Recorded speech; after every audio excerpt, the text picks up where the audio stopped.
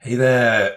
We are going to be talking about advanced conditional formatting in this lesson. Very, very exciting. It's a brilliant topic, definitely worth learning. And in this lesson, we're going to look at lots and lots of different examples using custom formulas. So we can apply formatting across an entire row, down an entire column, look at multi-conditions, look at dates, and all sorts of things like that, lots more. So if you are new to conditional formatting, this might be very hard to understand at first. I recommend you go and check out the basic conditional formatting video that is part of this mini series about conditional formatting. But if you've already watched that one or you're already comfortable with the basics of conditional formatting, then stick with me. Let's dive in and check out some of these really interesting examples. What I want to start with is to try and pull this conditional formatting formula apart and understand really how it's working under the hood, because it's super confusing when you're trying to understand whether it's applied to this range or that range, or why they don't line up sometimes your conditional formatting rules. And if you have this fundamental principle, this fundamental understanding of how the rule works, then you can always make sure you get it right to do it exactly how you want. And if you don't understand this rule, then it's always going to be a bit of a mystery for you. So we're going to spend a few minutes just trying to really dissect that, understand that mystery, and then we'll dive into all those examples I mentioned.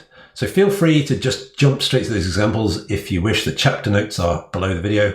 Otherwise, stick with me and let's dive into understanding the mysteries of conditional formatting. So this very simple data set here, let's format conditional formatting, applying to that whole range. Let me just start by saying, is it equal to 3? Something super simple just for us to understand. And there's the rule, applied to A1 to B6. What it does is it's going to look at each cell in this range, A1, B1, A2, B2, A3, B3, and say, is that equal to 3? And if it is equal to 3, we'll apply whatever rule you've applied here. Okay, that's pretty easy. That was what was covered in the basic video. Okay, so this time what we'll do is we'll highlight just this as our conditional formatting. Now, if I say is equal to 3, obviously it's not going to work because there are no 3s in this data here. So we'll get rid of that and we'll go to a custom formula. And I want to highlight Sophia and Liam as the two rows that have 3 on. So we're applying A1 to A6. Now, if I said equals A1 equals to 3, what it would do is it would check A1 is A1 equal to 3. And then it goes through this range. And essentially then this would become, it would look at A2, it would look at A3, it would look at A4, it would look at A5, it would look at A6. So we're just, with this rule, what we do is we give it that top left corner. Start your checks, start the rule range here and work from there. So what we can do though now is understand that this doesn't have to be coupled together. I don't have to be checking, my rule doesn't have to be the same range I'm applying to. So knowing that if I change this to now to B, it's highlighted Sophia and Liam, which is super interesting because I'm not checking, the rule is not checking anything in this column now. It's checking this column here. And it's saying B1, B2, B3, B4, B5. It's looking at each of those in turn and saying, does any of them equal to 3? If they do, go back and apply that formatting to the cell in the same position of column A. So the 4th row and the 6th row. So once you kind of understand that, we can drag this way over here and it's still working because look, it's now changed the conditional formatting to say start from E8, which is this cell here. There's the rule range it's checking. And this is where it's being applied. So it doesn't have to be on top of each other. It doesn't have to be continuous. They can be totally separate. So that's the first thing to understand, is that you can decouple the formatting checking area and the range that it's being applied to, provided you just give a custom formula. It starts wherever this is the top left. So if I change this now to an E1, you'll see none of them are highlighted because E1 to here is blank. If I put a 3 in there, suddenly the heading is highlighted because it's checking E1. It's checking E1 here, and this range, that's got a number 3 in. Boom, apply the formatting to the heading over here. Okay, so let's say done. And you see also, the other thing that's worth noting is that there's no conditional formatting rule applied to this range here. There's no conditional formatting applied over here. The conditional formatting only exists on this range here, A1 to A6.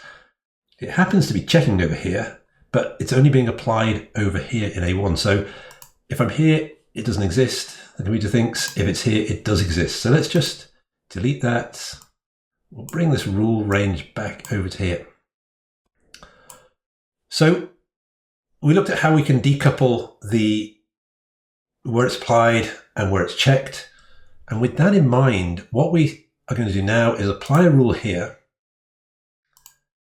So we'll apply a custom formula rule. And for what we want to do is we want to check A1, B1, A2, B2. We're going to check each cell in this range, but we want to only be looking at column B, only check column B for our rules. So what we can do, because we need to check for each row here, we've got 2 columns to check. What we do is we say, hey, don't check 2 columns for me, just lock it to 1 column. Check only 1 column, but apply that rule to both of the original range. So check the rule in 1 column, but apply it wherever, however many columns I've asked you in this range here. So however many columns I want to apply to, apply it, but only check the 1 column for me with the rule. And so now that we've seen we can decouple it, we can understand that if I lock it to column B, then it will still apply to A and B equal to 3. And there we go. It now applies that rule to 2 columns because I've locked it to column B. So whenever it goes to A1, it's saying, what's my A1 check? Well, I'm going to look at B1. Okay, there's no 3 there. What's my B1 check? I look at B1. My A2 check here for Isabella, I look in B2 because I move down because the 1 isn't locked. The number 1 here is not locked. I move down. What about Daniel? I can move down to the 3rd row, but I'm locked, always locked. My rule check is always locked to B. So if I did happen to lock it to 1, then you'll see nothing happens because it's checking each time whether B1 is always looking at B1 to see if that is a number 3. So I change that to a number 3, then everything is going to be highlighted because it's always equal to 3. So go back, we'll undo that, put that back to rule range. We'll change this by taking that lock off because this now, the 1 is going to move according to my range over here. I have 6 rows in my range, so I'm going to go through those 6 rows, 1, 2, 3, 4, 5, 6. So that isn't locked, that will move. B is locked, so B always stays checking the rule, checks to column B. And it doesn't matter how many columns I have. If I've locked it to B, every single one of those columns will always go back and check B. Great, so now that we understand that basics, let's look at it on a slightly larger data set. So let's say I want to highlight all of the sellers. Now this time it should be this should be something, you should be able to understand what's happening now. I'm going to highlight the whole thing, add a rule, custom formula is equals, we're going to lock it to column D. Then 1, I need to make sure my 1 starts from the same row up here. And I'll show you what happens if I don't match those in a moment. So we'll say seller. And boom, there we go. It highlights all of the sellers for me. Now, if I have a mismatch row from here to here, so if I've checked, I start my check here on D2, what happens is it starts looking it's now going to be checking this range here. The rule range starts, the checks start on D2 and go all the way down to D17, but then they get applied from rows 1 to 16. So you've got to make sure that your range here matches your rule here if you want them to match up. So either if you're including the header row where you're going to be applying the rule to, make sure that you also include the header row in your rule, because now if this said seller up here, it will highlight that top row as well. So really important that and that are matching or you're applying it to the range you want to. So that's easy enough. We'll say done. What about, let's say we want to highlight rows that some of my colleagues have ticked a few rows here, and we want to follow up with these people here that have been checked with the checkbox equal to true. How could we do that? Well, we're going to add another rule, and you can see if I just add another rule when I'm here, that's not going to work for us. We need to modify this to be the entire data set. So I can say A1, then Command A or Control A to quickly highlight the whole thing, say OK. Custom formula is equals, lock it to column G, which is the row here, and G1, and there we go. Now you might think we need to do this to say is G1 equal to true, but we don't need to, because let me say done. Let me just show you this before we finish up with our conditional formatting. So when it's checked, the checkbox, it's a true up here. When it's unchecked, it's a false. So these rules are already, or these checkboxes rather, are perfectly set up already to work with conditional formatting. So format conditional formatting. So the checkbox is already a true or a false. So all I need to do is say equals the checkbox, because this already is always going to have a value of a true or a false. So let's make it a different color so it shows up. And there we go. We say done. Now, we're not quite finished yet, because look at this row here where it's a seller and a checkbox, seller and a checkbox. Why are those not orange? I really need those to be shown orange because they're the ones I want to follow up.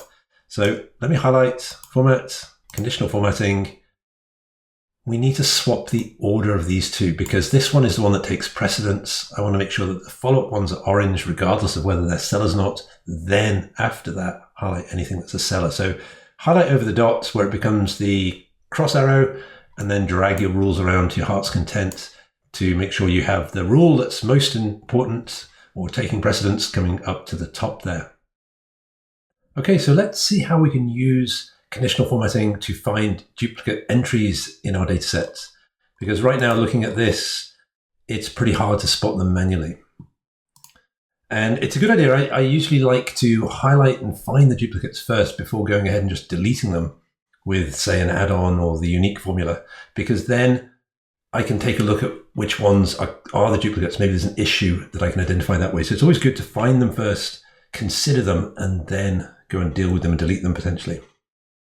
So let's take a look at this formula, count, if, and we'll take a look, A2 to A. We'll just leave it open-ended.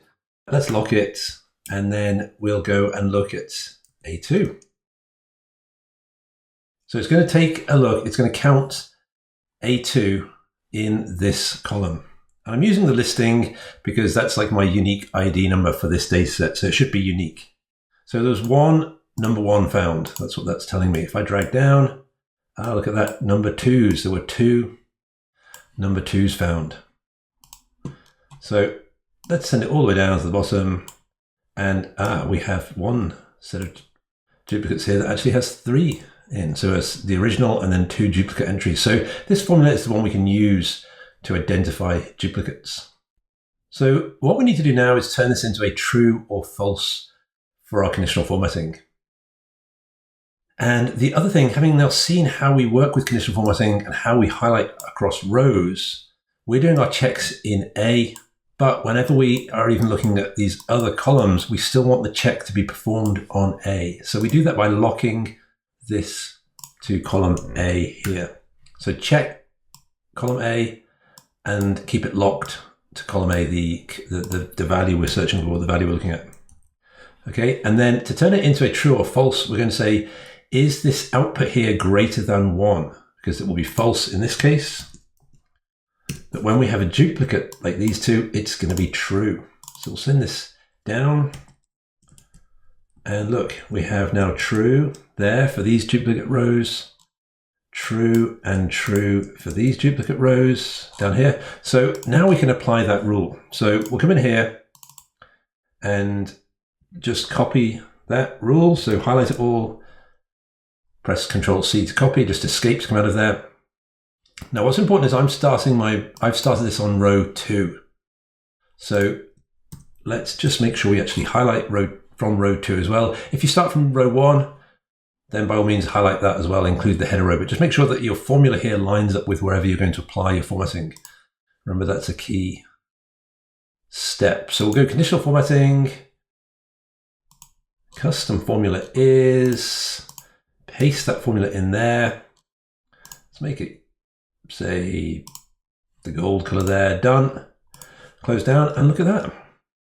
It's gone and highlighted those duplicates for me, and it doesn't even matter that they're not next to each other. Okay, so what about if you want to just now highlight the original and the subsequent duplicates in a different color? How could you do that? Okay, let's clear that one out so I can come back over here. Okay, so we'll say equals count if A2 to A2 this time. So we'll put these special weird bounds on. Let me close that. We're going to lock the A, lock the 2, and lock that A. But I will leave this second 2 without a $sign. So it's still a relative reference. It's not an absolute reference. Then we're going to search for A2. And we're going to lock the A again because we want it to be useful in our conditional format rule. So then we'll hit enter. So that's 1. And watch this now when I drag down. The first one stays as 1 because what's happening is it's counting. You see the range it's counting from is A2 to A6. It's not the whole column now, it's just A2 to A6. When I drag the formula down to here, it's A2 to A7, and now there are 2 number 5. So that one gets highlighted as the duplicate. So then we go and make it greater than 1 like we had before, false, false, false, false, false, true, and it only now highlights as true this duplicate row. So this will be our next rule, so we'll highlight that. Again, we'll highlight our data, making sure we're skipping the header row because I've set my formula up to start on row 2. Format, conditional formatting, add another rule. Custom formula is, drop that in there. Make it a different color. Let's say the bright orange. We'll say done. Why is it not highlighting these? Well, because this formula is taking precedence, and because this one is met, this condition is true. And at any time this one is true, this must also be true. This one is taking precedence. So we just swap the order around. And boom, look at that. Now we have the original, which is the orange. That's the one there. And then the subsequent duplicates are highlighted in the brighter orange. And you can see there, it's actually just picking up that one and the one down at the bottom here. What about finding and highlighting columns? So far we looked at how we highlight an entire row. Well, columns, you just apply the same logic. We're going to lock the check to a row. So we'll highlight the whole thing. Let's say we want to highlight the client column whenever the word client is up here in the header row. So format, conditional formatting, custom formula is equals A1, except this time we're going to lock that row 1 and we're going to say equals client. And then it will highlight, every time it's checking, it's saying, is the value in row 1 client? If it is, highlight the whole column. So we'll pick just a nice blue color. And then now if this was turned to client, it will highlight that. Any time the column has client there, it's going to highlight that column for you. So that's how you do columns. You just, instead of the dollar in front of the letter, it's the $sign going in front of the row number to lock it to the row instead of locking it to a column. Okay, so what about multiple conditions? Nothing too challenging here. We'll say equals, and we want to do this equal to, let's say, seller, and equal this one greater than, let's say, 400,000. So we'll drag these down.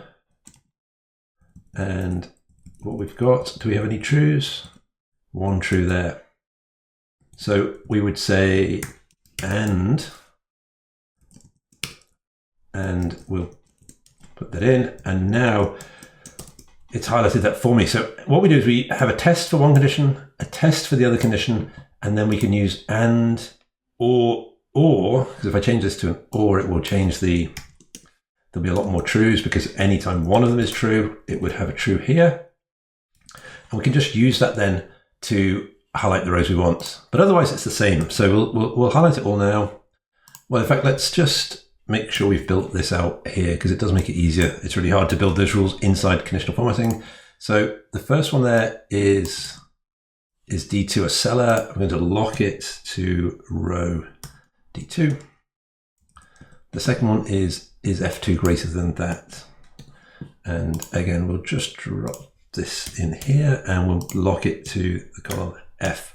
Now, this is starting from F2. Just remember that, which means I need to make sure I start my highlighting from the second row as well. So conditional formatting, custom formula, copy that in, done. And there we go, it's highlighted that one there for me. So we'll pick another seller and we'll change this one to 600,000. And there we go, that conditional formatting is just highlighting that one for me as well. Great, what about working with dates? Well, perhaps you've got something like this and you want to work out, you want to highlight weekends or things like that. So we can just highlight the whole thing, data, not data, format, conditional formatting, custom formula is equals week, day. Now we started from row 1, so we need to start from row 1 here, and we're going to lock it as well to the first column because that's the date column. Weekday equals 4. Let's just put that one in. That's the Wednesday. 5 is the Thursday. 6 is the Friday. 7 is the Saturday. So 7 is the Saturday. 1 is the Sunday. If you like to work that way. If you don't, if you prefer to start your Monday as day 1 of the week, which I do, then I can put a 2 in here, just after the A1 there, a comma and a 2 inside that weekday function. Put the 2 there, and that changes it to count starting at Monday being equal to 1. So Sunday is a 7. Saturday is going to be a 6 now, so we'll put that in as well, and we'll use an or this time. So we'll put or, comma, both of them in together, and we'll just change that to a 6. Now, I'm going to copy this formula and show it to you over to the side. Maybe we'll make these more like a dark gray. We'll say done, done. And there we go. It's highlighted all of my weekend days for me. So I'll show you that formula just over here. That we'll put it at the top here. And drag down. And you can see there for the true, we're saying the weekday of A, so it takes that date, finds the weekday, and just says, what's it equal to? So there, you see weekday evaluates to 6. Is it equal to 6? Yes. Is the weekday equal to 7? No, but one of them is true. Can't ever have them both being true. The day is obviously either a Saturday or a Sunday, but it's a Saturday or a Sunday, therefore that's true, and that's how that's working. Okay, what about a number comparison? I want to highlight when these ones are positive versus negative. So we'll highlight the whole range like this. And what we'll do is we'll do the formula first. So we'll say, is this one greater than this one? And then we're going to lock them. Remember, it's really important that all of the conditional formatting, the advanced conditional formatting, is all about understanding which one you lock, whether you lock the row, the column, and making sure if you're starting with row 2, you're highlighting your data from row 2, that kind of thing. So that should be our formula. Copy, highlight, format, conditional formatting, custom formula is, drop that in, and there we go, it's highlighting those 2 for me. Done. We'll add another rule, custom formula is, do the same one, except we'll flip that sign around to a less than, and we'll make these ones more like a light pale red color. And there we go. That's how we could do that. Now let me show you another approach we could take with conditional formatting that you may not be aware of. And the first thing I need to do is get some helper numbers over here. So we'll copy those. So I need these ups and downs arrows, up and down little emoji arrows. So you can either just search for up arrow and down arrow emoji or text symbol and it will come up, or you can grab them using this funky function called the char function, which I love, and it turns numbers into characters according to the Unicode table. So it's a really handy little function if you like to do graphical elements in your spreadsheets. So now we're going to highlight these numbers, come to the 1, 2, 3, down to here, custom number format. I'm going to just copy in this custom number format I built, and I'll drop that below in the description of this video, and you can just copy and paste it yourself. But to explain it, we're setting a color, which is color 50 green inside the square brackets. Then we're setting a number format, which is a $, and which digits I want to include and whether they're significant or not. Then my up arrow. Then I'm saying color 3, which is the red, a negative symbol, and again, a number format, and the down arrow. And then I'm also setting a 0 value. This is the value if it's 0. It's going to be blue with a dash sign. So we'll say apply, and there we go. I think that's a really nice way of adding some conditional formatting to your results with the custom number format. Now, if you change things and you flip them around, obviously you can see that conditional number formatting will flip. It's conditional. Let's move on to text matching. All right, so in this example, what I want to do is highlight any clients that have Ross in their name. So, and I want to highlight the entire row again, because if I just want to highlight just this column, I could do that easily with the standard rules. If I want to highlight the whole column, we need to do a little bit more work. So we're going to use a function called search, and quickly break this open. Search for, we'll say Ross. We'll do the capital. Text to search is here. Not found, obviously. Drag it all the way down, and there we have two of them. So let's just add a third one here. So Sue Ross, and we'll also say, we'll change this chap to a Ross Baker. So you can see it finds them, whether it's at the end of the name, the beginning of the name. As long as the word Ross is in here somewhere, it's going to pick that up. So this is great. Let's lock to column E, because we want to lock it to the client column for our checks before we use it as our conditional formatting rule. It's easier to do that here rather than in that tiny little box in the conditional formatting. We'll highlight, format, conditional formatting, custom formula equals, and we're just going to put that search in, and there we go. You can change the formatting yourself, obviously. It's found those Rosses for me anytime there's a Ross. And you're thinking, well, hang on a second, how do we get the true false values from that? How is this working? Well, these errors have a false property, if you like, a false value to them. They are, in terms of programming, they're called falsy values. And these are called truthy values, the numbers, because they are true. So we don't actually have to convert these to trues and falses. They can be interpreted as a truthy or a falsy type of value. And so that just allows us to do that shortcut and just simply use the pure search function. Now, what if I wanted to say, well, I only want to highlight the ones where Ross is a surname? Well, what we can do is use a function, a different function. Let me move over a little so we can see this, called regex match. We're going to search in here. Let's lock it while we're working on this to the column E, but not the number, of course, just the column. And then we're going to search for a regular expression. Now, regular expressions, that's a whole other topic in its own right. I have blog posts and courses all about that, which I'll link below. But what we want to do is say a dot plus, which says allow any characters, any number of characters, however many you want. The dot represents any character. The plus means as many as you want. Then we'll have Ross, the surname Ross, and then we're going to put a dollar sign, which means end this string. Nothing else can come after the Ross there.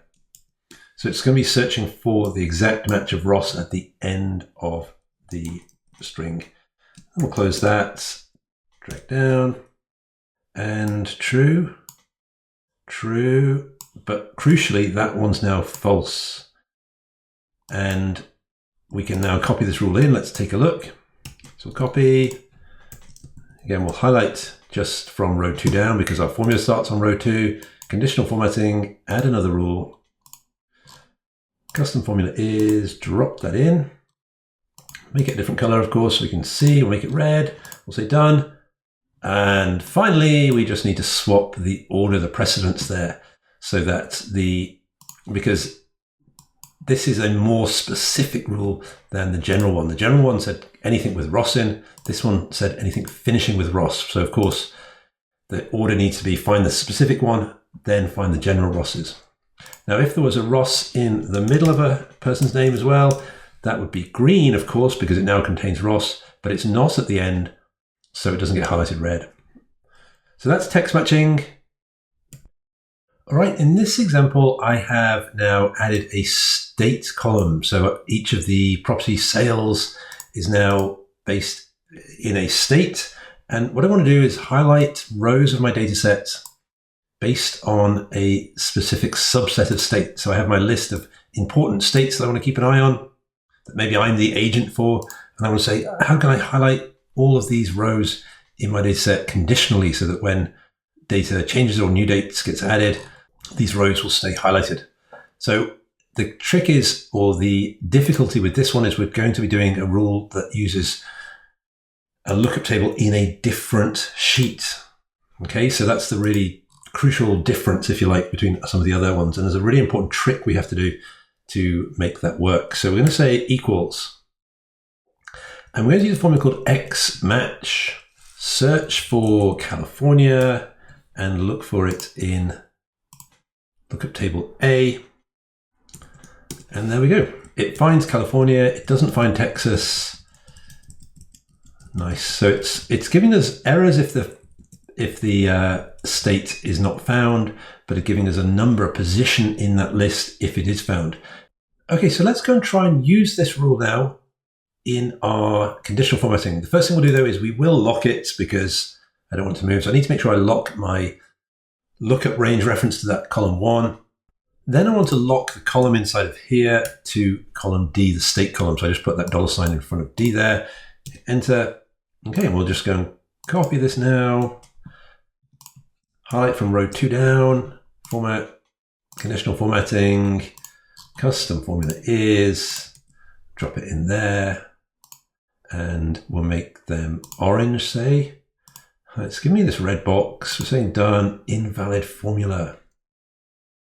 Okay, so back to the drawing board. So it doesn't like that. And the problem is it doesn't like this reference to a different sheet. It can't just take that as a reference.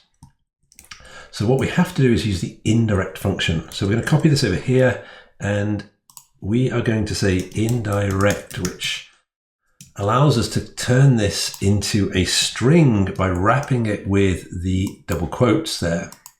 So that inside reference there now is a piece, just a piece of text, but indirect will turn it back to an actual reference when the time is, when it's called upon. So now we enter and boom. Now the problem is with this one is it's not liking these hash NAs as false values. So we can wrap it again. I'll come up here, it's easy to see. Say if error, make it false. Hit enter. And now it's either numbers or falses. And that should work for us. For some reason, it doesn't like those NAs. It worked okay with the value errors earlier in the other example we saw, but for this one, it doesn't like the hash NAs. But we can use that if error there just to convert them to false values. So now we'll put it in.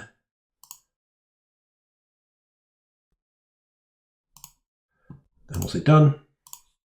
And there we go. It finds those states. It highlights those states for me. And if I come up in here and we'll add, well, we'll get rid of, say, New York and Pennsylvania. They're not so important anymore. You can see that changes the lookup table.